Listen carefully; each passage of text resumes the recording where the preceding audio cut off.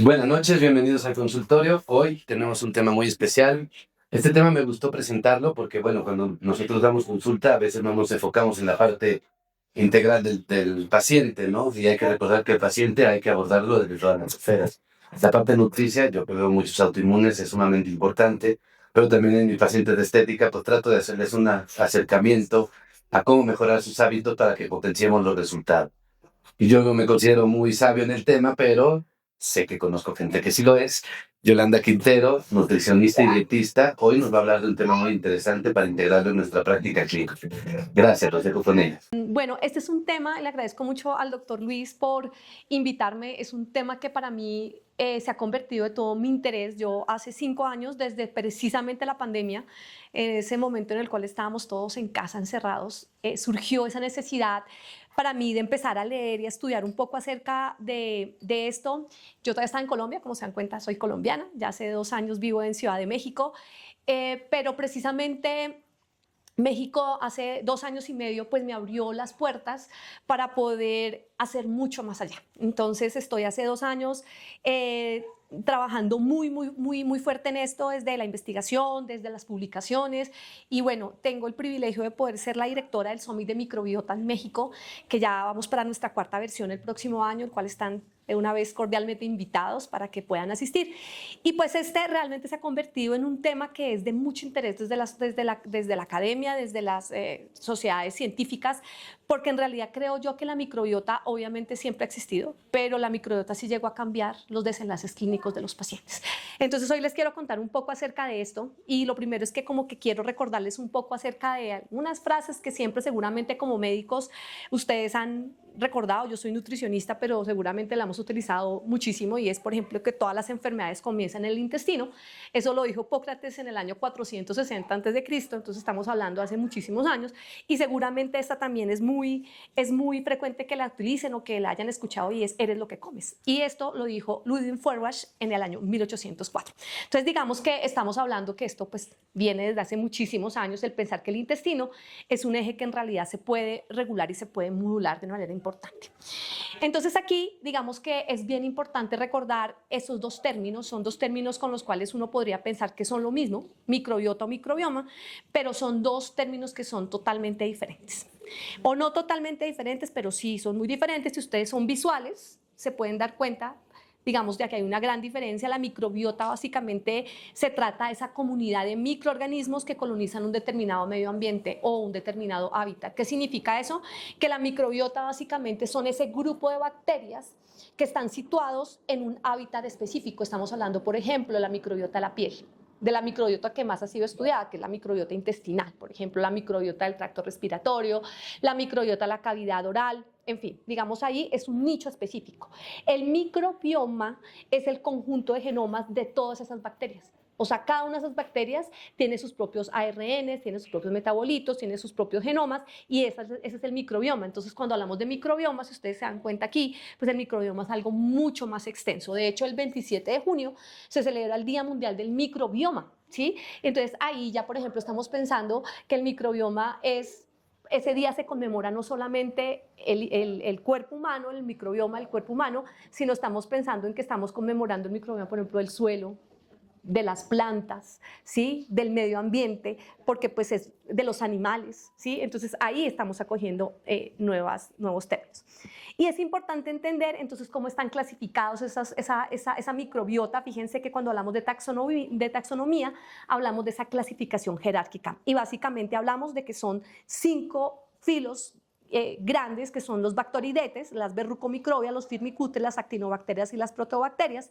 Desde el año 2021, digamos que cambió un poco, cambió un poco, es lo que quiero mostrar acá en la parte derecha de la imagen. Cambiaron un poco las nomenclaturas y la manera como nos vamos a referir a esos filos clásicos, básicamente porque pues algunas asociaciones científicas decidieron que para unificar los términos, pues mejor que todos terminen en ota, ¿no? Entonces fíjense que los bacteridotas y las bacilotas son los bacteridetes y los firmicutes, y esos ocupan más o menos el 90% de todas las bacterias intestinales. Entonces ustedes van a encontrar literatura básicamente alrededor de esto. Estos son datos que son supremamente importantes de la microbiota, por ejemplo, que puede llegar a pesar entre 1 y 2 kilos, eso es un montón. Imagínense ustedes que de su peso 2 kilos sean solamente bacterias. Sí, exactamente, eso es un montón. Sí, que el 95% se encuentra en el tracto gastrointestinal, que claro, son tantas, que son tan pequeñas, que son de 10 a 50 veces más pequeñas que las propias células humanas. Y algo muy importante es esto, de lo cual a mí me encanta hablar y acá me voy a quedar, no me voy a quedar hablando de esto, pero básicamente la microbiota es una huella dactilar. Ninguna persona tiene una microbiota igual a la otra. ¿Y eso nos da para qué? Para que hoy día estemos pensando en hacer intervenciones personalizadas, precisamente hablando, por ejemplo, de la medicina de precisión, la nutrición de precisión, alrededor de la microbiota. Ya hoy día ustedes pueden ir a, NutriADN, por ejemplo, que es uno de los sitios donde se hacen los test genéticos de la microbiota, y ya nos va a arrojar, por ejemplo, cómo está su perfil, sus genomas bacterianos, y a partir de eso, que yo digo que es un reto y una oportunidad también, porque tenemos que aprender a interpretar esos resultados y cómo hacemos, por ejemplo, cómo podemos predecir que una persona, por ejemplo, vaya a desarrollar una diabetes, o una persona, por ejemplo, pueda tener una intervención precisa a través de la nutrición, a través de esos resultados. Eso es un mundo fascinante, y ya esos test de microbiotas están pues disponibles, no son tan asequibles. Un test de microbiota puede costar alrededor de 8.000 pesos más o menos, ¿sí? Pero yo espero que, como todo, ¿no? Hace cuántos años una Dexa costaba un montón, ya hoy día es mucho más accesible y así, pero pues la idea es que entendamos que esto ya es una realidad también.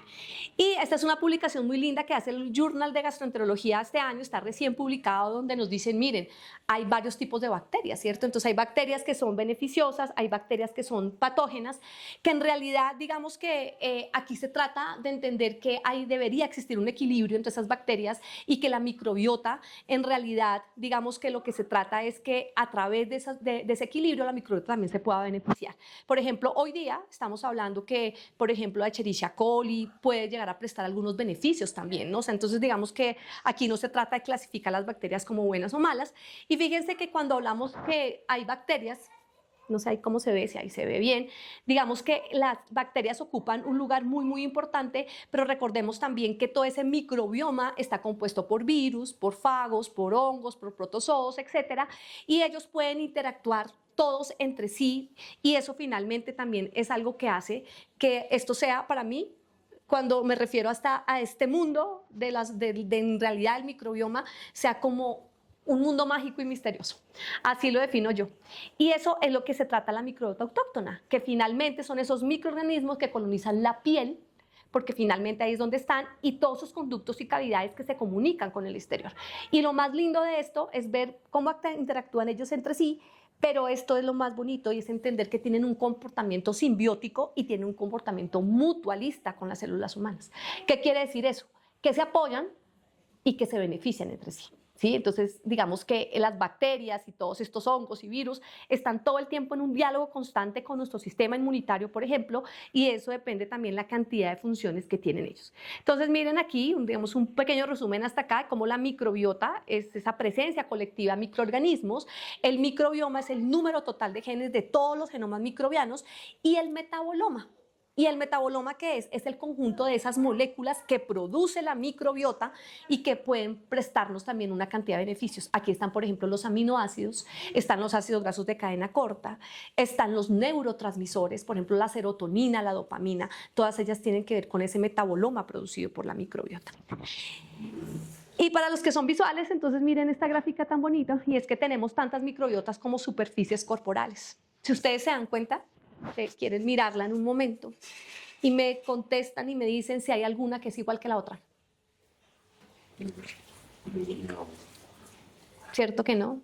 Todas las distribuciones son totalmente diferentes, e incluso hay unas que son casi totalmente opuestas. Por ejemplo, veamos la microbiota, por ejemplo, del pene con la microbiota del canal auditivo. ¿Sí? Totalmente diferentes. ¿Sí? ¿Qué? ¿Qué dijiste? No son incompatibles.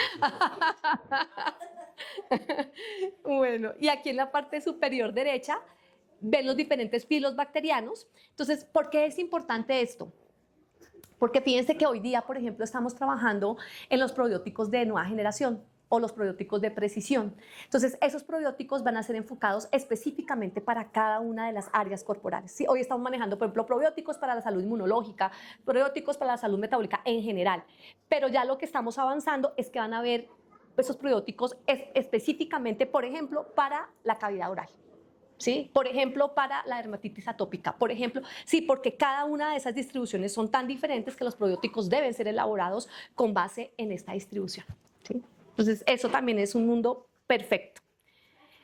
Y recordemos que la composición de la microbiota varía según muchas situaciones, el pH, la presión del oxígeno, la disponibilidad de los sustratos, y es muy importante entender que básicamente en el intestino grueso las condiciones son mucho más favorables, y es ahí, en el intestino grueso, específicamente en el colon, donde se albergan la mayor parte de esas comunidades microbianas. En el intestino delgado, digamos que son mucho más adversas esas situaciones, porque los tiempos de tránsito son más cortos, porque hay altas concentraciones de bilis, y eso hace que esa colonización de esos microbios sea mucho más difícil. Entonces siempre vamos a encontrar que la mayor parte de esas comunidades microbianas van a estar en el colon.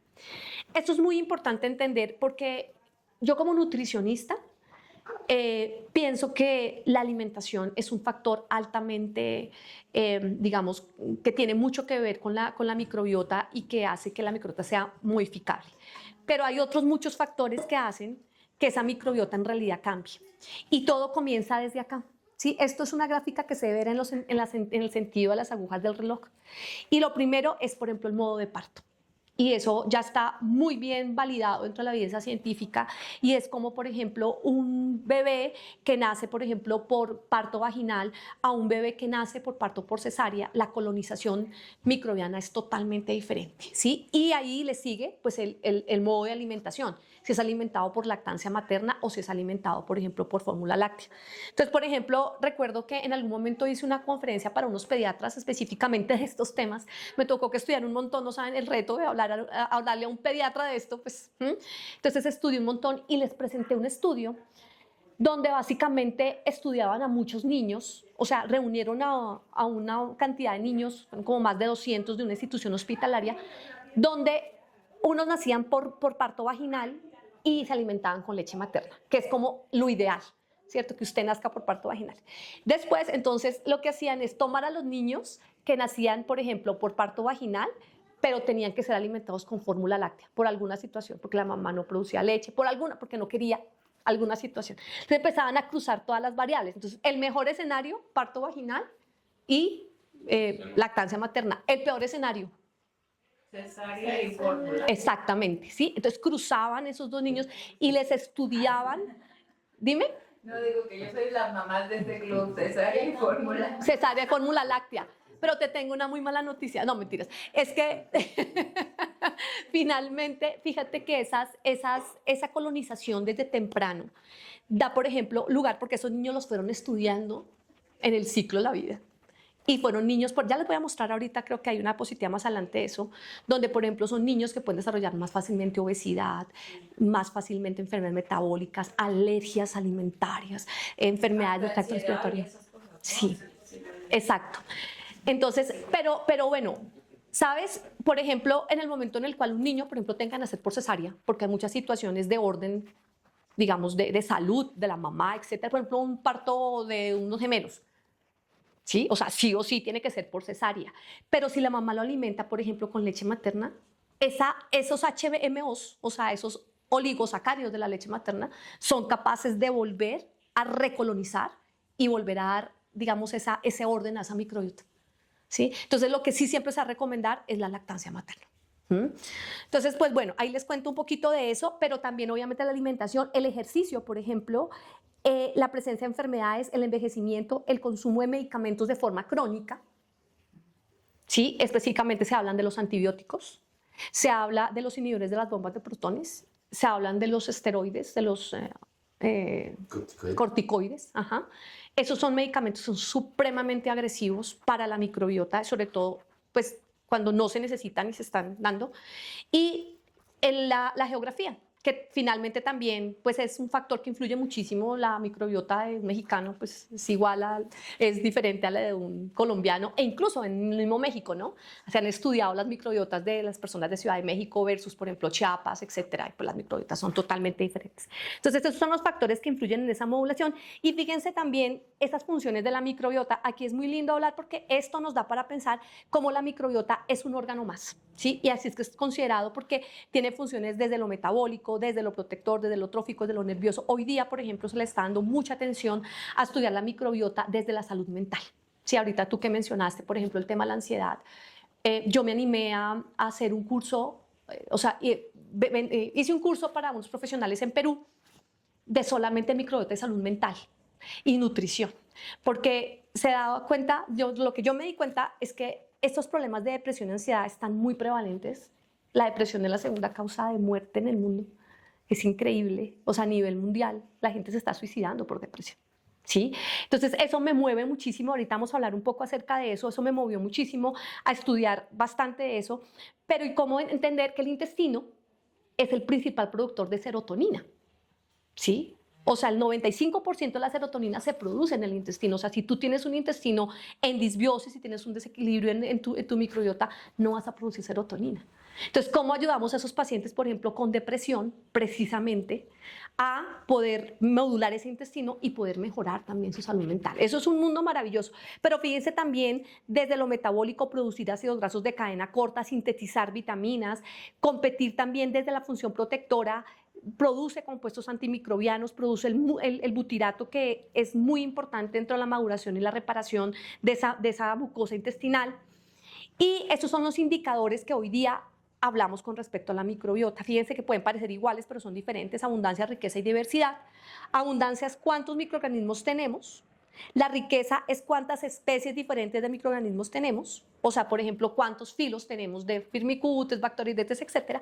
Pero el indicador más importante es la diversidad.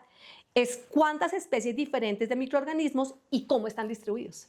Entonces, vayámonos nuevamente a esa gráfica que les mostré, donde les dije que si eran visuales. Sí, a mí no me sirve de nada que la microbiota que debería estar en la piel esté en el tracto respiratorio. O sea, ¿sí? Y eso sucede. Muchas veces tenemos microbiotas que están totalmente intercambiadas, precisamente por muchos factores que pueden influir ahí. Y esto, fíjense, esto es algo también muy lindo, que se ha postulado, por ejemplo, desde dos patologías que son muy comunes, como la obesidad y las enfermedades inflamatorias intestinales. Entonces, fíjense que aquí no hablamos que los firmicutes son buenos y los bacteroidetes son malos, sino que cuando se pierde ese equilibrio, por ejemplo, la pérdida del equilibrio en cuando hay más firmicutes y cuando hay menos firmicutes y más bacteroidetes, o cuando hay más bacteroidetes y menos firmicutes, esa es la hipótesis, por ejemplo, de una obesidad o de una enfermedad del intestino inflamatoria intestinal. Entonces, lo que se busca es hacer ese balance entre estos dos firmicutes y bacteroidetes, y pues de ahí día ya afortunadamente tenemos los probióticos que nos favorecen. Ya vamos a hablar de eso. Y esto era un poco lo que les decía. Miren tan bonita esta diapositiva que nos hablan, está recién publicado, perdón, no le coloqué la bibliografía. Esto es un documento que se publicó hace un mes más o menos. Tenía otra diapositiva cuando hablaba del ciclo de la vida. Pero aquí básicamente tenemos como tres paneles. Un primer panel donde nos muestran esos diferentes, digamos, especies que tenemos. Por ejemplo, miren, cuando nacemos, lo que más predomina son las bifidobacterias y van disminuyendo a lo largo de la vida, ¿no? Y, por ejemplo, en la medida en que envejecemos, por ejemplo, fíjense que aquí también vamos perdiendo estos bacteroidetes, estos también van disminuyendo, va un momento en el cual tienen como su mayor potencial y después van disminuyendo. Digamos que esto es muy propio del ciclo de la vida. Pero aquí lo que nos dicen es, miren, hay varios factores que pueden influir, y esta me gustó más porque nos hablan desde el embarazo, ¿sí? Y eso es fundamental, porque cuando uno mira las diapositivas del ciclo de la vida, siempre lo muestran desde que el bebé nace, ¿cierto? Entonces, que usted, que no sé qué, que le dé leche materna, etcétera. Pero muy pocas diapositivas, por eso esta me encanta, que hablan de cómo existe un término que se llama la programación materno-metabólica fetal, que habla de cómo la mamá, esa mujer, todavía no es mamá, esa mujer desde que está en embarazo puede empezar a modular su microbiota para poder evitar esos desenlaces, por ejemplo, clínicos negativos en los niños. Claro, es que tú heredas la microbiota de tu mamá. Entonces, por eso es que uno dice, pues es que los niños que son gorditos y entonces vienen de familias gorditas y entonces el abuelito están heredando la microbiota, ¿sí? Entonces, yo a veces cuando hablo con los médicos y tengo esa oportunidad, porque nosotros como nutricionistas a veces no podemos intervenir en ese tipo de situaciones, pero los médicos sí, le digo, doctores, o sea, si a usted le llega una mujer que no está en embarazo, que está en edad fértil y le llega pesando 90 kilos, le llega diabética, le llega hipertensa, esa mujer en algún momento va a quedar embarazada.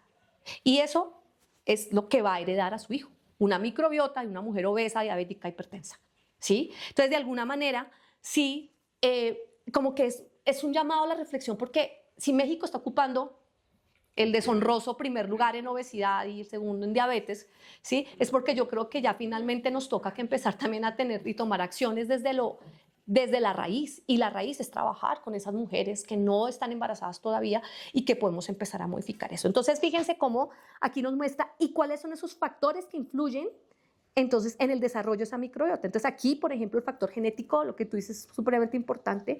Acá, pues ya hablamos un poco de eso, y también el momento, por ejemplo, de introducción de los alimentos sólidos, ¿sí? En los adultos, por ejemplo, la dieta, pero también aquí hay muchas situaciones de orden, por ejemplo, del medio ambiente, ¿sí? Factores físicos, por ejemplo, y las condiciones de vida, los estilos de vida en general y las locaciones geográficas. Entonces, todo esto pues, nos da para pensar que pues, hay un desarrollo de la microbiota que tiene que ver desde que la mujer está embarazada hasta la vejez. Y este es un tema precioso. Tengo una conferencia solamente de la barrera intestinal, porque es que cuando a mí me preguntan de microbiota me dicen, bueno, Yolanda, ¿y qué vamos a hacer? O sea, ¿cómo vamos a cambiar esa microbiota? Y yo les digo, pues es que uno debería empezar por acá, por intentar cambiar esa barrera intestinal. Esa es una barrera intestinal perfecta, ¿sí? Entonces acá vemos en la primera parte esto, en la microbiota como tal, ¿sí? Aquí digamos que la microbiota lo que hace es competir con esos microorganismos patógenos que quieren entrar, y ella es la primera línea de defensa. Pero en realidad hay una mucosa, que es esta, ¿sí? Es la barrera, que se llama mucina, se llama moco, se llama mucina. Es una barrera física que contiene productos antimicrobicidas y contiene la inmunoglobulina secretora. Entonces aquí me voy a saltar. Esto es un tema perfecto. Cuando nos gusta hablar de inmunidad, cuando nos gusta hablar del sistema inmune, la inmunoglobulina A es básicamente el anticuerpo más importante en las mucosas, en el intestino, en la piel, en el tracto respiratorio, en la leche materna. Entonces, en esa inmunoglobulina A lo que hace ella es que ordena, modula y mantiene en equilibrio esa microbiota, ¿sí? Y por eso es que se considera una pieza clave, básicamente como un diálogo inmunológico entre la microbiota y el huésped. Entonces, eso es lo que, digamos, aquí en esta capa de mucina es donde está esa inmunoglobulina A, y por eso hay tantos productos antimicrobicidas. Acá hay una barrera física, que es la barrera, digamos, epitelial, que son capaces de detectar esa presencia de patógenos a través de los receptores tipo TOL, que ustedes saben que activan el sistema inmunológico, responden a las citoquinas, sintetizan péptidos con una gran capacidad antimicrobiana. Y la última capa es esto, que seguramente ustedes la han escuchado, que es el GALT, ¿cierto? Que es el tejido linfoide asociado al intestino, donde encontramos pues todos esos linfocitos T, B, macrófagos, células dendríticas, y aquí es donde se sitúa ese sistema inmunológico. Por eso es que es muy importante el entender también que más o menos se dice que el 70% de nuestro sistema inmune está situado en el intestino, ¿sí? Entonces, por ejemplo, yo trabajo un montón con personas que viven con VIH, esa es una de mis grandes expertise. Y para mí hace 18 años, cuando vi al primer paciente con VIH, para mí la microbiota no representaba un eje de intervención jamás. Hoy día no hay paciente que mi objetivo terapéutico siempre va a ser modular la microbiota en esos pacientes. ¿Cómo volver a recuperar ese sistema inmunológico a través de la modulación del intestino? Probióticos, fibra, polifenoles, antioxidantes, bueno, todo lo que podemos hacer por esos pacientes, ¿sí? Y es pensando básicamente en esto, en que aquí está. Dime. Adaptógenos. Me tienes que enseñar de eso, por favor. Pero sí, es un foco terapéutico, porque ahí está, ¿no? Y recordemos que la microbiota tiene 3 estados. Cuando pensé en la eubiosis, no sé si ustedes tengan algún, ¿cómo se llama? Un acuario en su casa, pero cuando uno mira un acuario, pues el acuario es paz, ¿no? O sea, uno usualmente no ve los pescaditos que estén peleando, o sea, hay unos que pelean por ahí con otros, pero usualmente uno ve un acuario es como un estado de paz, de equilibrio, de tranquilidad. Eso es como la eubiosis, ¿sí? La disbiosis es un cambio en esas comunidades bacterianas que son, digamos, comensales, habituales. Entonces es una pérdida del equilibrio. Ahí creo que las demostré bien, están como bacterias malas, bien feitas. Y la rebiosis, miren tan bonito, la rebiosis se manifiesta a través de volver a repoblar. ¿Sí? O sea, restablecer esas comunidades bacterianas que han sido dañadas. Creo que muy poco nos encontramos acá. Y realmente si yo hiciera una encuesta pensando en todos esos factores que pueden afectar la microbiota, que son todos esos, pues seguramente no. Por ahí la falta de sueño también, el estrés, bueno, todas esas cosas hacen que encontrar eubiosis en la microbiota no sea fácil. Pero no, aquí estamos haciendo bien. Yo por eso estoy tomando polifenoles que modulan la microbiota, claro. No, sí, eso le dije al doctor. Entonces, bueno, y eso así es que se ve la disbiosis, ¿sí? Entonces, la disbiosis básicamente puede ser causada por muchos factores, de orden genético, de orden alimentario, aquí pues muestran, ¿cierto? Una hamburguesita, pero no quiere decir que porque nos vamos a una hamburguesita hoy, pues eso va a ser un problema, pero cuando de forma crónica lo hacemos, sí, o sea, ultraprocesados en general, sí. La polución, hoy día hay unos estudios bien interesantes con respecto a, por ejemplo, el medio ambiente, cómo la contaminación ambiental precisamente puede afectar ese microbioma, el consumo de medicamentos y el alcohol. Entonces, cuando todo esto se hace de una manera crónica, ¿qué sucede? Estos lipopolisacáridos, que son esas bacterias gram negativas, son capaces de hacer una translocación bacteriana, o sea, romper estas uniones estrechas, ¿sí? Que son estas. Básicamente son esas uniones apretadas que tienen como fin, digamos, que no pasen todos esos productos bacterianos. Esos lipopolisacáridos rompen, se activan los TLRS y todo eso hace que ese incremento de lipopolisacáridos en la circulación sanguínea pues aumente la producción de citoquinas, aumenta la inflamación sistémica y esta es la base para el desarrollo de cualquiera de esas enfermedades. ¿Sí? Entonces aquí no lo coloqué, pero me falta algo muy importante y es que los estudios nos dicen que el 90% de cualquier tipo de enfermedad está ligada a un leaky gut. El leaky gut es el intestino con fugas, lo que antiguamente se llamaba como intestino permeable. ¿Sí? Eso sí lo conocíamos como, no. Ya hoy día se llama leaky gut. ¿Sí? Entonces el leaky gut está asociado a un 90% de cualquier patología. Por eso cuando yo estoy usualmente frente a personal de la salud, la mayor parte de nosotros atiende pacientes enfermos. Entonces me dicen, Yolanda, ¿cómo hacemos para saber si nuestro paciente está con disbiosis o tiene una disbiosis? ¿Atiendes pacientes enfermos? Ahí ya puedes estar sospechando que el paciente tiene una disbiosis. ¿Sí? Uno podría tener otras maneras de poder diagnosticar una disbiosis. Por ejemplo, estas uniones estrechas acá, para que se mantengan unidas, necesitan unas proteínas de unión. ¿Sí? Esas proteínas de unión son las ocludinas, las onulinas, ya eso se puede medir hoy en el laboratorio. Entonces, si están alteradas, ya podría numéricamente uno decir, ahí hay una disbiosis. Sin embargo, si el paciente a usted le llega, a esos pacientes con fatiga, con dolor de cabeza recurrente, que no les pasa con nada, inflamados, pues esas son disbiosis y son maneras subjetivas un poco de poder diagnosticarlo, pero ahí se puede diagnosticar también. Entonces, recordemos esto, es un poco para que recuerden ustedes que hay factores individuales y factores ambientales que están afectando ese intestino sí o sí y que... Ay, perdón.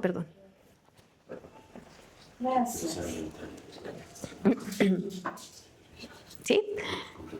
Un poco de lo que hemos pues como hablado ahorita y pues si a eso todo se le suma el estrés y el insomnio, hay un tema del sueño que pues aquí me quedaría hablando un montón de los ritmos circadianos, por ejemplo. ¿De los qué? Ritmos circadianos, ¿sí? Y los ritmos circadianos, digamos que hoy día los hemos alterado un montón, la gente ya no duerme, come a las horas que quieren, etcétera. Entonces, la microbiota también, o comemos mucho, bueno, lo que sea, o comemos... ¿Qué pasa con la gente que hace ayuno? Eso ya es otra cosa. Eso es, mira que hoy precisamente en la mañana estaba leyendo un artículo de ayuno intermitente y microbiota. El ayuno intermitente no es una dieta, es una práctica, ¿sí?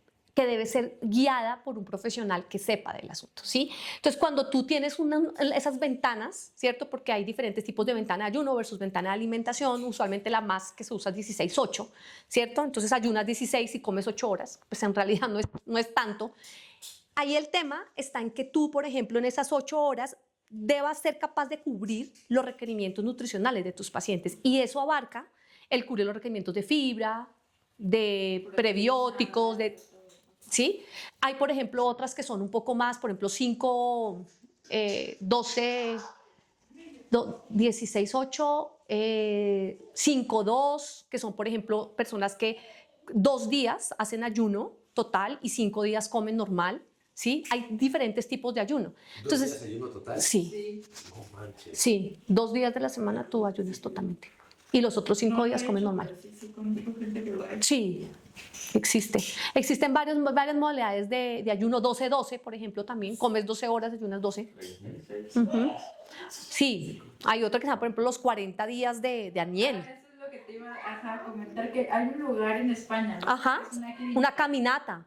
Ajá. Sí, sí, claro. Es una clínica donde te metes mes y medio. Ujú. Y son, no sé, pero creo que son 21 días de ayuno y solamente te mantienen a base de, pues nada, de líquido, literal, líquido.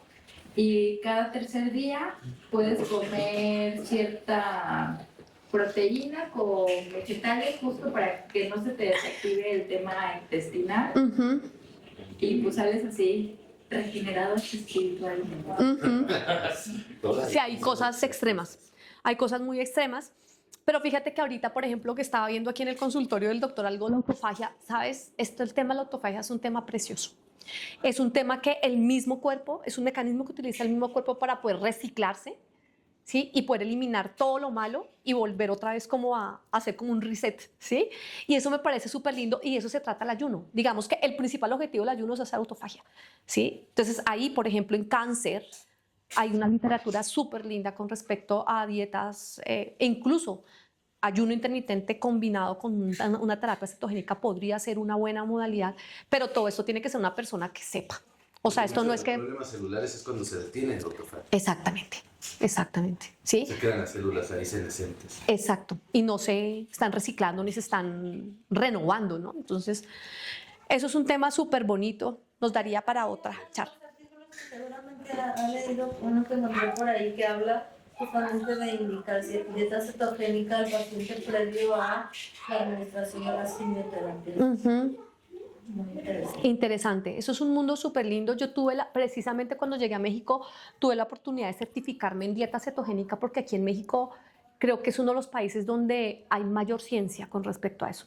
Entonces me certifiqué y soy catedrática de un instituto, el Instituto Latinoamericano de Terapia de Dietas Cetogénicas, y ahí aprendí un montón. O sea, más de ser catedrática, creo que me ha tocado aprender un montón, y le creo firmemente a que cuando es hecho de una manera organizada por un profesional que sepa, etcétera, los resultados son buenísimos. Y ya estamos pasando de momentos en los cuales la ciencia era muy emergente, como de pensar, quizás tal vez de pronto haya estudios clínicos, en humanos, metaanálisis, revisiones sistemáticas donde nos muestran la utilidad de las dietas cetogénicas. Entonces sí, pues ahí. Y para la microbiota, ahí por ejemplo, entonces también entra en un dilema, ¿no? Porque tú sabes que la mayor parte de ácidos grasos de cadena corta se forman a partir de los carbohidratos, de la fermentación de los carbohidratos. Entonces cuando quita los carbohidratos, ¿qué hay que hacer? ¿Sí? Entonces ahí uno decía, ok, se pierde la diversidad de la microbiota, y eso es lo que se dice con dieta cetogénica, por ejemplo, no con ayuno, pero sí con dieta cetogénica. Entonces, Antonio Paoli, que es uno de los principales exponentes de la dieta cetogénica, habla de cómo poder modular esa microbiota en temas, por ejemplo, entonces, probióticos, prebióticos fermentados, el mismo ejercicio regula la microbiota. O sea, si una persona en realidad es candidata a una dieta cetogénica, no porque es que la va a hacer porque está de moda, no. Por ejemplo, una persona con epilepsia, enfermedades neurodegenerativas, les va muy, muy bien. y si es candidata y es realmente una persona que pueda cumplir con esa terapia, hay otras maneras de poder modular la microbiota que no sea a través de los carbohidratos. Bueno, ahí hay otros temas ahí interesantes, acá nos podríamos quedar hablando de eso, pero pues realmente sí podrían ser terapias efectivas. Entonces recordemos que los principales factores que contribuyen precisamente a que esa barrera se termine o se acabe o se deteriore son factores nutricionales, son factores, por ejemplo, infecciones y toxinas, la misma hipótesis de la higiene, esas personas que son extremadamente estériles, ¿sí? O que no tienen exposición a antígenos, en las hipótesis del estilo de vida. Entonces, por ejemplo, recuerdo que leí un estudio que se hizo entre unas comunidades rurales que se estudiaron en Uganda y las compararon con unas sociedades occidentales de California. Les estudiaron la microbiota y la microbiota acá donde dice, por ejemplo, el ambiente rural frente al urbano tiene todo que ver, o sea, la microbiota, las personas que viven en las áreas rurales e incluso desde el mismo punto mental, ¿no? Personas que no viven estresadas, que se acuestan a las 5 de la tarde, se levantan a las 6 de la mañana, cocinan de una manera diferente. Todo eso tiene mucho que ver con el estilo de vida, el ejercicio físico también tiene mucho que ver y factores endógenos que tienen que ver mucho pues, con las áreas genéticas, ¿sí? Muchísimo, muchísimo. En eso hay un montón de estudios, por ejemplo, sí, donde se compara, por ejemplo, la microbiota de los niños que viven de los niños que tienen hermanos a niños que son hijos únicos o los niños que tienen, por ejemplo, mascotas a los que no las tienen, ¿sí? Y las comunidades microbianas y la diversidad es totalmente diferente. Y eso se postula por muchas situaciones, ¿sabes? Lo de las mascotas, por ejemplo, se habla a través de que el sistema inmunológico, el solamente hecho de tener una mascota, ya mejora tu sistema inmunológico por la misma sensación de amor, de todo lo que te inspira una mascota, de ese apachacho, de todo eso. Todo eso estimula y todo eso tiene una implicación directa sobre la microbiota. Pero aparte de eso, los mismos animales también, por ejemplo, no es que nos trasladan la microbiota, pues realmente lo que se ha visto es que los animales, digamos, la microbiota de los animales es exactamente, o sea, producen más antígenos y todo eso también lo podemos nosotros recibir de ellos. Entonces, sí es totalmente diferente. Por ejemplo, a mí me encanta ver esas fotos que ponen, por ejemplo, los niños recién nacidos y que tienen un perrito al lado, por ejemplo. ¿Sí? ¿Qué? Y el niño del otro. Sí. Y miren esta diapositiva. Esta es una diapositiva triste. A mí me cuesta mucho hablar de esta diapositiva porque me da muchísima tristeza ver cómo ha desmejorado nuestra microbiota a través del tiempo. Fíjense que aquí no hablan desde el Homo sapiens, ¿no? Que ellos eran cazadores y recolectores. ¿Alguien ha visto alguna foto por ahí en un libro de cómo eran ellos? ¿Cómo eran? Así, porque estaban abrazados. No, Así. sí, es verdad, eso. Bueno, pues estaba la evolución, ¿no? Claro, Porque según estaban así, porque iban recolectando. iban recolectando, pero dentro de su composición corporal, ¿cómo eran? Fuertes. Ah, ajá, sí. Y Sí. delgados. Ajá. ¿Sí? O sea, no existía en ellos la obesidad, uno no los veía con poca masa muscular, ¿cierto? Claro, tenían una fisionomía seguramente muy diferente. Pues todavía en los 60, 70 no había. Las fotos que suben de los hippies en la playa, no hay gordos. Ujú, Está cabrón, no hay gordos. Y ujú. ahora, Fue en los 90 que empezó la Pero revolución de la ¿por qué se ven obesidad. tan grandes? ¿Cómo? ¿Por qué se ven tan mayores? Eso sí, ¿verdad? Cuando ponen a los de 20 que dices, pues tiene 50. Sí. Tiene 17. Ajá. Parece de 30. Ajá. De 30. Sí, ¿no los has visto esos videos? Sí, sí, que son así de que te Porque tiene 30 y está pelón. Le veo la calor hablando, ¿eh? Sí, sí, sí, sí. No, sí, no, o sea, ya. ¿Cuántos tienes? Y ahorita dicen, ¿cuántos tienes? Todo lo contrario. Todo lo contrario, sí. Se ve muy joven. Sí, la longevidad saludable, ¿no? Exacto. Pero mire, lo que nos muestra básicamente esta imagen es que han habido varios periodos en la historia que han tenido mucho que ver con ese cambio en la microbiota. La revolución neolítica, la revolución industrial, que fue básicamente la era de la industrialización, la de los antibióticos que vino a partir de 1950 y la última etapa, que es COVID-19, que eso también marcó, digamos, una era muy importante. Entonces, miren cómo esos 9 factores que ustedes ven ahí tienen mucho que ver con el deterioro de la microbiota. Si ustedes se dan cuenta, Cualquier número, no sé, dime un número del 1 al 9. 6. 7. Consumo de alimentos procesados y alimentos ricos en azúcar o sal. Entonces busquemos el 7, ¿qué ha pasado? Mira, en aumento. ¿Sí? Por ejemplo, me llama mucho la atención el 8, que es la tasa de cesáreas, por ejemplo. ¿Sí? Entonces, cada vez las mujeres, por ejemplo, se hacen más cesáreas porque no quieren tener los bebés por parto vaginal. Sí, bueno, digamos, es una decisión personal, pero por ejemplo ya sabemos pues que la cesárea sí, finalmente pues no, pero mire, ha ido en aumento, ¿sí? Por ejemplo, el 1, tasa de enfermedades infecciosas, mire, ha tenido un cambio ahí también importante. En fin, cualquiera de estas situaciones, el uso de fórmulas infantiles, que es el 6, ¡pum!, para arriba. Entonces todo esto, si ustedes se ponen a ver, si nos vamos a sumar todo esto, pues es lo que da lugar y ha dado lugar a que tengamos hoy día una cantidad de situaciones de orden metabólico, mental, inmunológico, hepático, digestivo, de todo. Hoy todo el mundo vive enfermo, hoy todo el mundo tiene cáncer, todo el mundo tiene síndrome de intestino irritable, una población grandemente obesa que no mejora, porque las cifras no muestran que estemos avanzando hacia la mejoría, al contrario, cada vez estamos peor. No, o sea, no ha avanzado. Exacto. Entonces todo esto, pues digamos que sí tiene mucho que ver, ¿vale?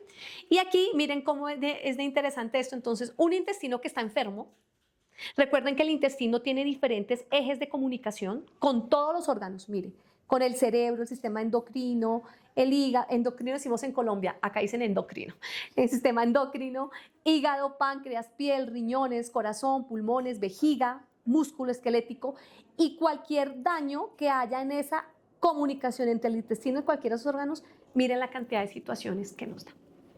¿Sí? Y eso es una disbiosis de la microbiota intestinal. Y así se ve desde nuestra barrera intestinal. Entonces ya conocemos esos 3 estados. Digamos que hay alguna literatura que habla de la eubiosis como simbiosis, ¿sí? Disbiosis y el leaky gut. Entonces miren cómo se ven aquí en un estado de eubiosis, las uniones apretaditas bien formaditas, todo, digamos, una mucosa intestinal funcionante, todo está acá, nada pasa. El GALT, ¿sí? Fíjense, está ordenadito, tiene todos sus macrófagos. Y mire lo que pasa ya con la disbiosis. Entonces la disbiosis se van aflojando esas uniones estrechas, ya empieza a haber un leve paso de esos productos microbianos, ¿cierto? Ya se empieza a ver una proinflamación a través del aumento de las citoquinas. Y mire lo que pasa en el leaky gut. En el leaky gut ya las uniones están rotas, ya pasan, ya traslocan, ya inflaman. Entonces, básicamente, se aumenta esa permeabilidad y hay disfunción de toda esa barrera intestinal. Entonces, esto, digamos que visualmente es lo que podríamos pensar. Entonces, ya hablamos del problema, ya hablamos de la microbiota, ya más o menos estamos contextualizados, ¿cierto? Muchas diapositivas para entrar en el tema. Pero ahora entonces entremos en este que es el tema más bonito, y es que hay un problema, pero pues está la solución, afortunadamente, ¿no?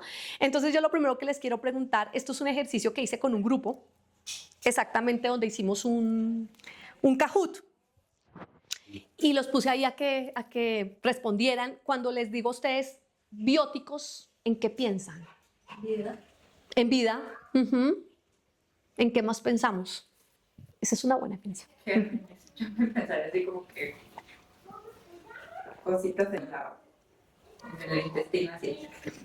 Ok. ¿Qué más? ¿En qué piensan ustedes, bióticos? Reproducción, que es lo que vino. Ok. Bueno, fíjense que aquí, por ejemplo, este grupo, lo que ustedes ven más grande es las respuestas que más arrojaron, un grupo supremamente grande, donde pensaron en simbióticos, en probióticos, en prebióticos, en dieta, en digestión, digamos, son en inulina, en bifidobacterias, ¿sí? En chucrut, sí, qué interesante, pensaron en fermentados, pues, está bien, ¿sí? También, ¿sí? Entonces aquí la pregunta es cómo podemos recuperar ese equilibrio en la microbiota. Entonces aquí nos vamos a este término, que es la familia de los bióticos, que básicamente son varios grupos de miembros diferentes, de diferentes descripciones y definiciones, donde, como tú mismo lo dices, ese término biótico deriva del griego biotikos, que significa perteneciente a la vida. Y es todo un ecosistema biológico formado por organismos vivos, bacterias, junto a su entorno físico. Entonces aquí, pues hoy vamos a situarnos en los probióticos porque si no, no terminamos. Pero pues, también podríamos pensar en prebióticos, simbióticos y posbióticos, que hoy día pues, son la ciencia más novedosa con respecto a esto. Entonces miren, para entender mejor las definiciones, esta es la ISAP, es la Asociación Internacional de Probióticos y Prebióticos. Ellos nos dan todos los lineamientos, me encanta ISAP. Entonces digamos que aquí están las definiciones que nos da ISAP. Pero me parece que lo más lindo de esto es entenderlo a través de una analogía, ¿sí? Entonces, ¿qué es una analogía? ¿Qué son los prebióticos? Los prebióticos son los alimentos para las bacterias beneficiosas, ¿sí? Entonces, recordemos que los probióticos son esos microorganismos vivos que administrados en cantidades adecuadas confieren un beneficio para la salud del hospedero. Entonces, resulta que los prebióticos son los alimentos para estos microorganismos. Los probióticos son las bacterias beneficiosas. Entonces, los prebióticos alimentan a los probióticos, ¿sí? Los simbióticos son los alimentos para las bacterias beneficiosas más las bacterias beneficiosas. O sea, la suma de los pre y los post y los pro, ¿sí? Esos son los simbióticos. Y los postbióticos son componentes creados por las bacterias beneficiosas. Se van a reír ustedes lo que les voy a decir. O sea, perdón, Sí. entonces, por ejemplo, los postbióticos serían como la heterogermina, ¿no? Que te la tomas como para regular. No, la enterogermina es un probiótico. El posbiótico sería como... El posbiótico el glicerol que hacen las bacterias. Es lo que dejan después de, por ejemplo, la fermentación. Ahí les iba a decir que hay un artículo científico donde hablan que los posbióticos son como las heces fecales de los probióticos. ¿Sí? Posbióticos. Sí, pero no pensando en heces fecales como algo malo, sino pensando en algo que puede resultar siendo muy beneficioso también. Entonces, por ejemplo, aquí están los ácidos grasos de cadena corta, los metabolitos, por ejemplo, el butirato, los neurotransmisores, la serotonina, todo lo que producen los probióticos, o sea, que no se usen y que pueden ser, como ellos son inertes, ¿sí? Ellos no están vivos, entonces pueden ser producidos a nivel de laboratorio, por ejemplo. Entonces, hoy día ya te atiendo. Por ejemplo, yo les digo en mi práctica clínica, para mí usar un probiótico, por ejemplo, en una persona que tenga un sistema inmunológico muy deteriorado es un problema, porque me va a traslocar. Y si es una persona que tenga una barrera intestinal pues deteriorada porque está con una enfermedad, por ejemplo, un SIDA, ¿sí? Que es diferente a un VIH, ¿sí? O, por ejemplo, una persona con quimioterapia, una persona que está inmunosuprimida por alguna razón, usar un probiótico es un problema. Pero usar un posbiótico no es un problema, porque es inerte. ¿Sí? Entonces, para mí, por ejemplo, en personas trasplantadas, en personas inmunosuprimidas, usar un posbiótico es mucho mejor que un probiótico. Entonces, hoy día, digamos, la nueva era en cuanto a los bióticos son los posbióticos. Entonces, uno ya utiliza, por ejemplo, la urolitina A, ¿sí? Es uno de los posbióticos más estudiados hoy porque se da a través de la fermentación de un ácido que se llama el ácido elágico, ¿sí? Que lo tienen, por ejemplo, los frutos rojos, las bayas, los frutos secos, etc. Entonces, ¿qué hace? Que eso se fermenta y produce urolitina, y la urolitina hoy día está siendo los posbióticos más utilizados por una cantidad de beneficios, ¿sí? Entonces, digamos que los posbióticos se pueden producir en el laboratorio, son inertes y no causan ningún tipo de daño desde ningún tipo de situación. No entendí qué daño causa el probiótico en alguien infectado. En personas infectadas, porque es que como es un microorganismo vivo, recuerda la barrera intestinal. Entonces, los probióticos, digamos que, ¿te acuerdas cuando hablamos de los lipopolisacáridos, que son las bacterias gram negativas, que rompen, traslocan, o sea, abren las uniones estrechas y eso permite que lleguen esos lipopolisacáridos a la circulación sanguínea, se active toda la inflamación. Entonces, al ser un microorganismo vivo, ellos también pueden traslocar. ¿Sí? Pueden romper esa barrera. Pueden romper esa barrera. Pues más bien es que ya está permeable, ¿no? Claro, por estar inmunosuprimido. Entonces ya traslocan y puede llegar a causarte, ahí sí es peor el remedio que la enfermedad. Y como parte de estos productos de fermentación bacteriana podemos incluir lo que sale de los búlgaros, por ejemplo. Ellos son probióticos. Por ejemplo, los búlgaros es lo que tienen los yogures, por ejemplo. Y el yogur es un probiótico. Pero no incluyen estos productos de fermentación. No. Al no ser que sea, o sea, la fermentación como tal, no sé si acá adelante tengo algo de fermentados, no recuerdo si puse algo de eso, pero digamos que los fermentados básicamente es un producto donde se adicionan enzimas, o sea, se produce como es una fermentación inducida y a través de un motor de. Entonces, por ejemplo, yo quiero producir un kefir, que es un fermentado, y lo hago a partir de un motor que es la leche. ¿Sí? Entonces le añado los búlgaros, todo esto, lo dejo, bueno, todo esto que requiere, y ahí yo puedo hacer mi kefir, ¿sí? Pero digamos que ese se consideraría, el fermentado es un probiótico, no es un posbiótico. Bacteria benéfica. Sí. Exacto. Entonces aquí, pues digamos que hablando de los probióticos, ya está la definición, y básicamente los probióticos siempre tienen que tener 3 características: que sean viables, o sea, que tengan viabilidad, o sea, que estén vivos los microorganismos, que tengan un número, una cantidad, y que tengan efectos beneficiosos demostrados en la salud de los perros. Miren, esto es de las cosas más importantes, y ahora les voy a mostrar una imagen, porque no todo se puede llamar probióticos. Y es que hoy día a todo le damos probióticos, ¿no? Entonces uno va, por ejemplo, ¿qué día hice el ejercicio? Solamente por saber, me fui a una farmacia de estas que es muy conocida acá en Ciudad de México, y entonces me fui para la stand donde estaban todos los probióticos, ¿no? Y yo decía, a todo le llaman probiótico. No, yo necesito un probiótico. No, si acá se le... Sigue, buenas noches. Sigan, por favor. A todo se le llama probiótico. Entonces, digamos que esto sí es muy importante que lo entendamos, y esto es fundamental. Y esto ahorita lo vamos a ver cuando revisemos algunas etiquetas. Y es que esas denominaciones, o digamos, de un probiótico, siempre se debe básicamente a un código internacional de nomenclaturas y clasificación de organismos procariotas, donde el género, la especie y la cepa, lo que siempre tenemos que tener en cuenta. El género es el grupo de especies de microorganismos que tienen características o cualidades similares. Especie es el grupo de cepas que comparten numerosas propiedades, y la cepa es lo más importante. La cepa de un probiótico, digamos que es lo que hace que ese probiótico tenga un uso terapéutico definido. Entonces aquí, por ejemplo, hay unos ejemplos. Lactobacillus casei, DN 114001. Lactobacillus gasseri, KS13. Bifidobacterium longum, MM2. Entonces aquí, Lactobacillus casei, perdóname, el Lactobacillus es el género, la especie es el casei, y la cepa es DN 114001. O sea, esa nomenclatura alfanumérica es la cepa, y de esa nomenclatura es la que depende el uso que le vamos a dar al probiótico.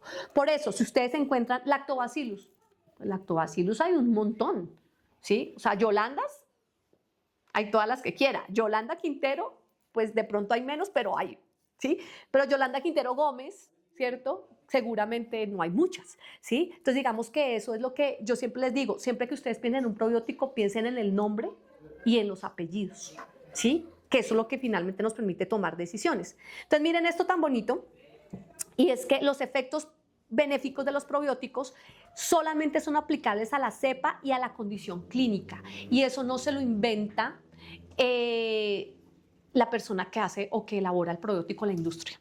Eso tiene que ver con estudios clínicos controlados y con revisiones sistemáticas que apoyen el uso de esa cepa, y no puede extrapolarse a otras cepas de la misma especie o diferentes situaciones clínicas. Entonces, miren el ejemplo. Lactobacillus hay un montón, ¿sí? Pero Lactobacillus pueden haber, por ejemplo, ahí les puse 4 ejemplos de los más frecuentes. Plantarum 299b es para el síndrome de intestino irritable, pero Lactobacillus reuteri DSM, que es uno de los que yo más uso, 17938, es para el estreñimiento. Y el Lactobacillus rhamnosus GG, que son subespecies, prevención de la diarrea asociada a antibióticos. Y el Plantarum DR7 es para ansiedad. Y todos son lactobacillus, ¿sí? Entonces, por eso hay que saber frente a qué estamos y frente a qué cepa estamos, porque la cepa es lo que finalmente nos va a permitir también, digamos, decidir o enfatizar cuáles, digamos, son las acciones, las propiedades, las características y esos efectos que son diferentes y que son cualidades que hacen que cada uno de ellos pues sea diferente. Y miren este ejemplo, que seguramente va a ser algo, a mí me encantan los ejemplos así como visuales, como que le permiten a uno ubicarse mejor. Es un caballo, ¿o no? Sí. ¿Sí?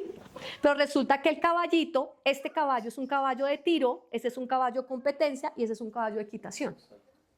¿Sí? O sea, es el mismo caballo, pero cada caballo tiene una función diferente.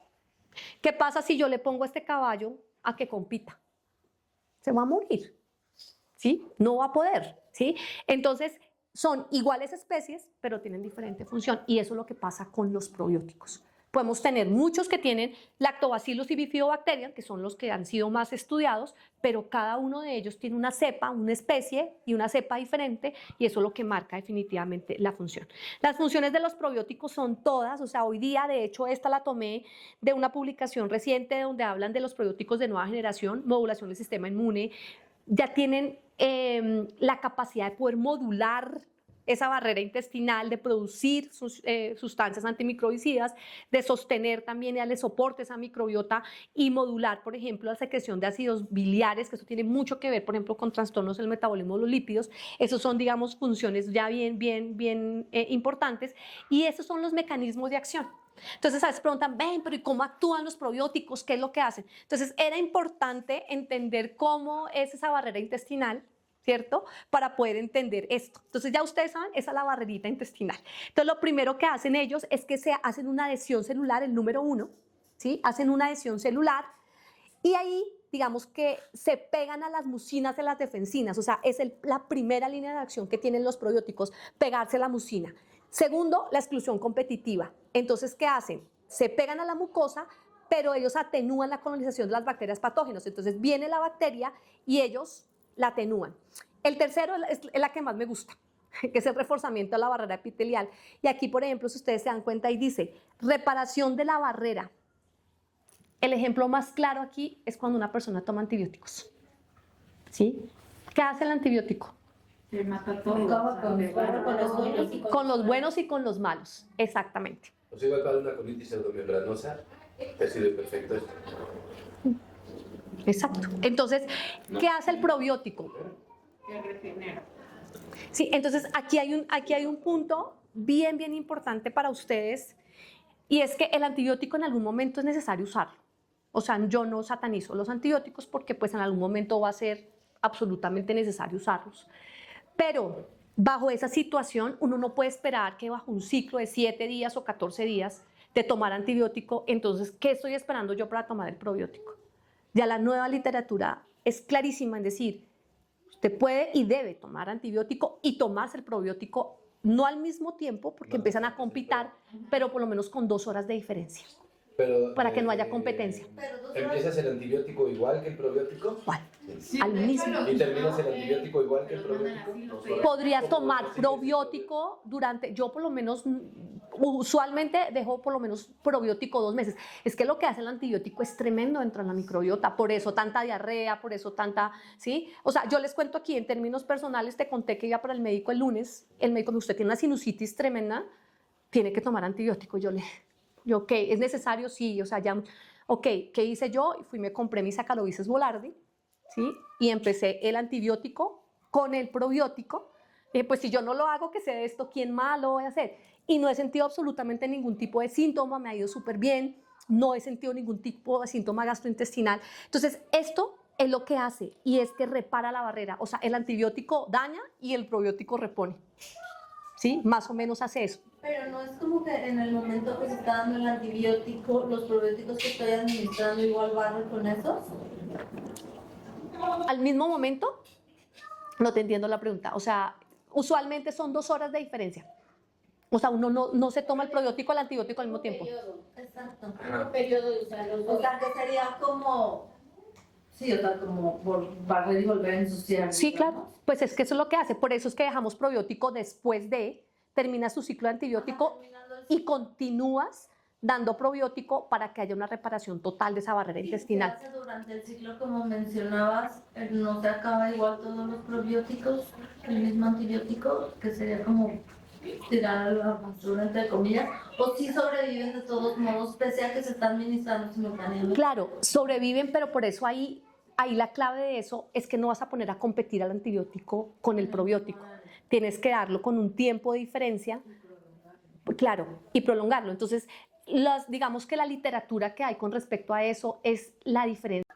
Y eso es lo que pasa en una disbiosis. Y todo esto, pues, tiene una comunicación directa, por ejemplo, con la irrupción de muchas de las situaciones, por ejemplo, de orden cognitivo, de orden emocional, neuroinflamación, tiene un bloqueamiento de los neurotransmisores. Todo esto, digamos que es un círculo que se produce o para bien o para mal, ¿sí? Entonces, esto es lo que sucede, por eso no podemos en ningún momento desligar el intestino a una situación de orden mental. Oye, y en ese orden, ¿has visto algún estudio de probióticos en anorexia? Porque es que se manda un chorro de clonazepam, olanzapina, niftarzapina para restituir la serotonina. Tengo mi propia conferencia en trastornos de la conducta alimentaria. Qué chido. Hay unos estudios preciosos, pero sin embargo ya les voy a contar de esto, mire, tiene mucho que ver con esto, con los psicobióticos. ¿Sí? Entonces los probióticos, los psicobióticos se definen como esas bacterias probióticas que definen que benefician la salud mental del hospedero cuando se consumen en cantidades adecuadas. O sea, la misma definición que tenemos de los probióticos, pero enfocados hacia salud mental. Y esto básicamente se da porque hay una relación bidireccional. Cómo el cerebro influye en la función del intestino y a su vez la microbiota tiene un papel determinante en el funcionamiento del sistema nervioso central. Entonces, las funciones que se han atribuido a los psicobióticos es reducir, por ejemplo, la ansiedad, la depresión, algo que nosotros no vemos porque está muy presente en todas las enfermedades de orden crónico, que es el estrés oxidativo. En todas. Baja, sí. Sí, pero digamos que no se ve, ¿no? O sea, tú no lo ves, pero lo podrías medir. Regulación de la respuesta inmune, síntesis de las citoquinas antiinflamatorias y equilibrio en el metabolismo de los neurotransmisores. O sea, hoy día, y les quiero decir que México tiene uno de los principales psicobióticos. O sea, México, en eso sí les puedo decir que, y está muy bien avalado, y aquí está. Estos son los principales cepas probióticas para la depresión y para la ansiedad. Este Lactobacillus helvético roset ha sido uno de los más estudiados. Está muy bien avalado en la ciencia, ya lo encuentran en México. ¿Está comercial esto? Sí. ¿Cómo se llama? No digo nombres de bueno, cuando cortemos. Pero sí, digamos que sí están muy bien ya en México, ya lo tienen un psicobiótico que, sí, es que no me gusta tener conflictos de interés con nadie, pero sí ya lo hay, ¿sí? Y fíjense que dentro de la depresión y la ansiedad, recuerden que les mostré al principio cuando hablamos del lactobacillus, también, que me motivó un poco a estudiar esto de la salud mental, un estudio que se hace en una población muy importante de personas deprimidas, con depresión, a las cuales está dando sertralina, con una cantidad de efectos secundarios que trae la sertralina. Entonces decidieron ellos darle psicobióticos, ¿sí? ¿Y qué encontraron? Que el psicobiótico se podía comportar como una terapia coadyuvante que no hizo que se destetaran los pacientes del antidepresivo, porque no llegaron al punto de decir que eso suspendió la sertralina, disminuyeron las dosis de una manera supremamente importante y de esa manera también disminuyeron los síntomas en los pacientes. Y creo que ahí está la calidad de vida del paciente, porque pues, ¿qué sacas tú con tener un paciente? Digo yo, y pues con todo el respeto ante los psiquiatras y todos ellos, pero pues obviamente que un paciente que esté todo el día con sueño, que esté todo el día sin poder hacer sus actividades de la vida diaria, etcétera, ¿sí? Entonces creo que ahí hay una situación bien importante que me motiva mucho a hablar de esto. Y este es un estudio también recientemente publicado, ¿sí? Y son probióticos y prebióticos en depresión, ¿cierto? O sea, el uso, digamos, de estos dos en la depresión, en la ansiedad, en la función cognitiva, es un metaanálisis y estudios clínicos donde nos muestran que básicamente, primero, digamos que hay una reducción significativa en cuanto a la depresión con cepas, por ejemplo, como Lactobacillus acidophilus, breve y longum. En cuanto a la función cognitiva, hay una mejoría significativa en la función cognitiva, mejores resultados en Alzheimer, por ejemplo, en cirrosis, en fibromialgia, y que dosis de 1 a 10 mil millones de unidades formadas por colonia, pues digamos que durante 8 o 12 semanas, o sea, básicamente 2 a 3 meses, son bien efectivos. Entonces, aquí pues digamos que creo que se abre un panorama muy, muy interesante. Esto también está recientemente publicado. Entonces, pues digamos que en esto podríamos también trabajar muchísimo porque creo que hay situaciones que podemos mejorar de la calidad de vida de los pacientes. ¿Tal cual la interleucina antiinflamatoria? Sí, así tal cual lo refieren. Hay una, digamos, ¿cuál es la modulación del eje intestino-cerebro? Que hay una acción sobre el eje hipotálamo pituitario adrenal, hay una acción sobre el nervio vago, sobre la serotonina, disminuyendo las interleuquinas 6, aumentando la interleuquina 10, que es antiinflamatoria, y mejorando la diversidad por lactobacillus y bifidobacterias.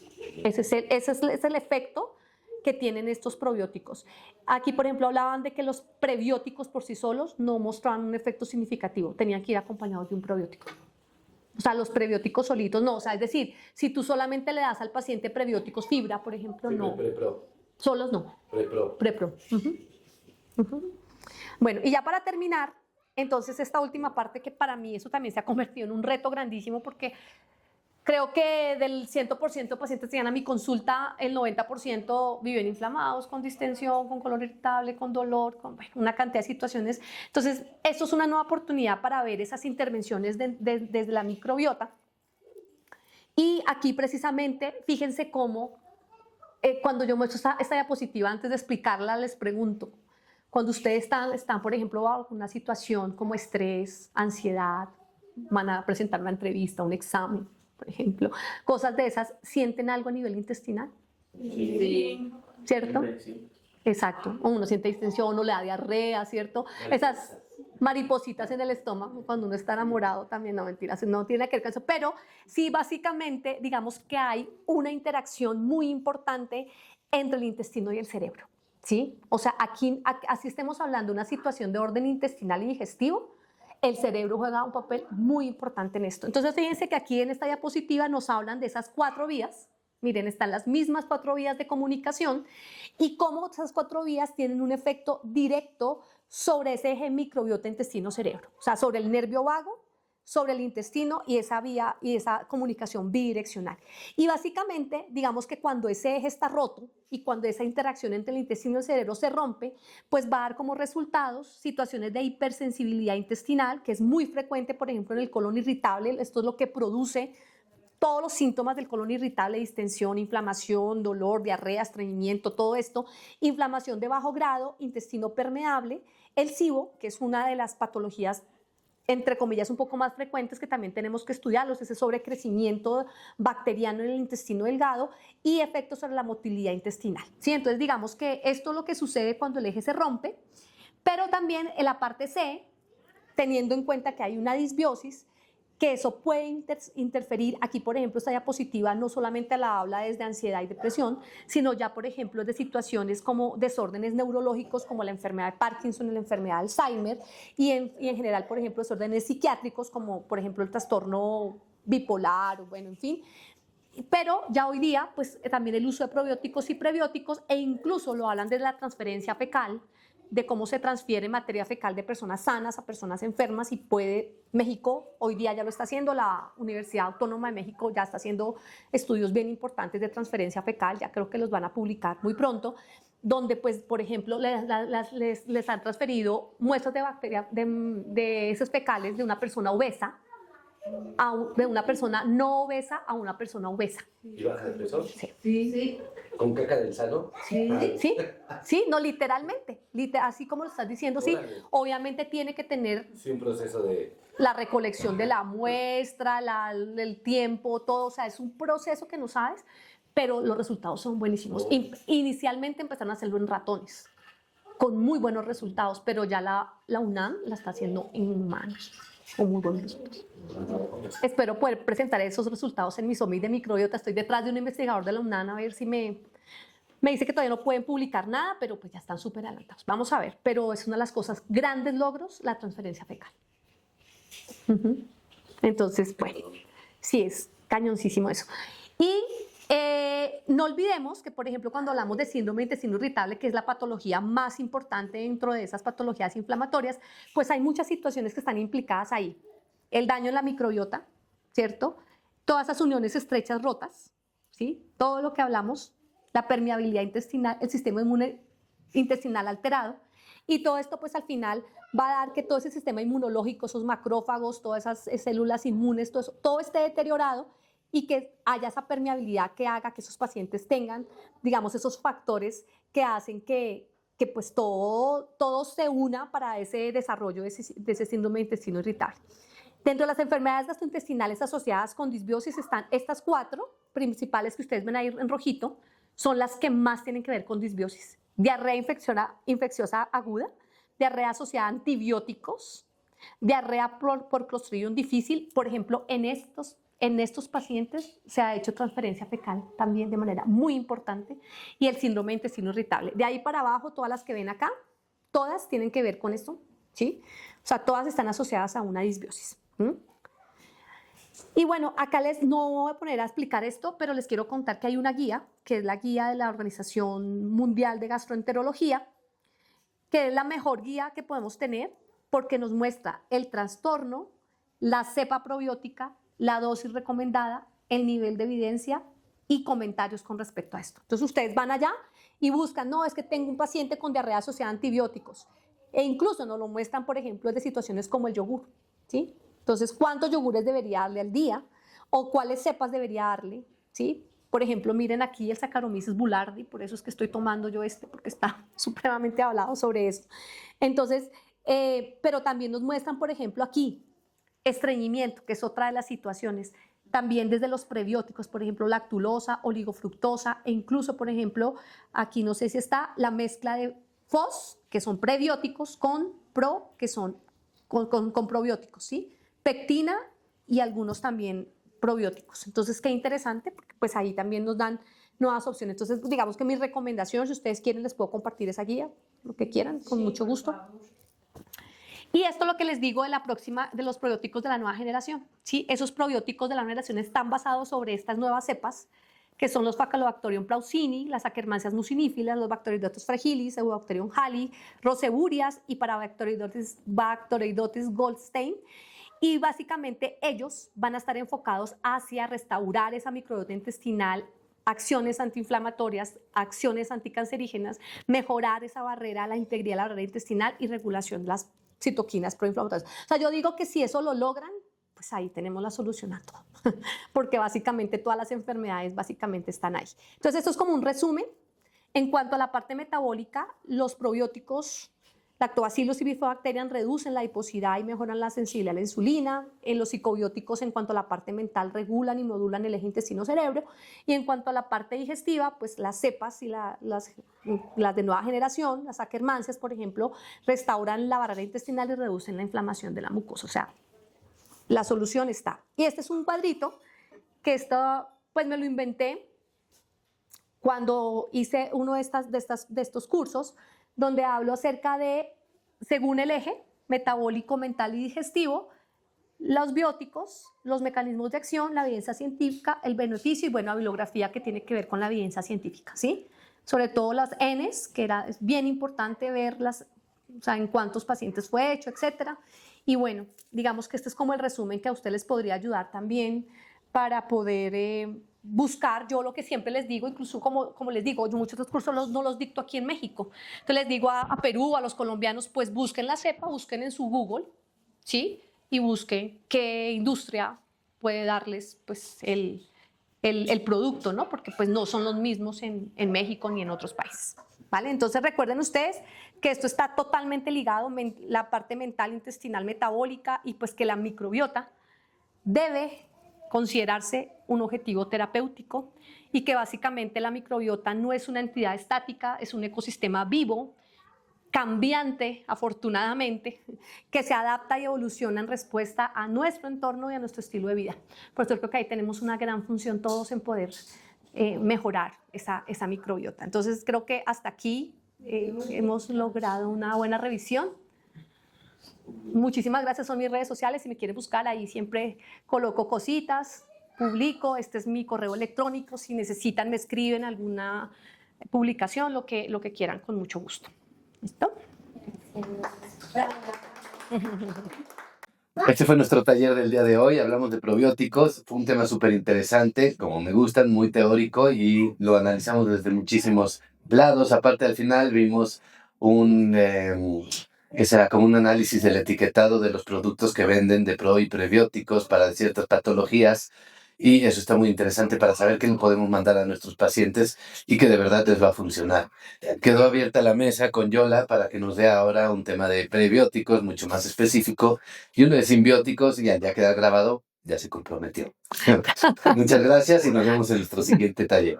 Les dejo mis datos para cualquier cita y también les vamos a dejar los datos de Yola para que también, si quieren una cita de nutrición, es la mejor para eso. Gracias.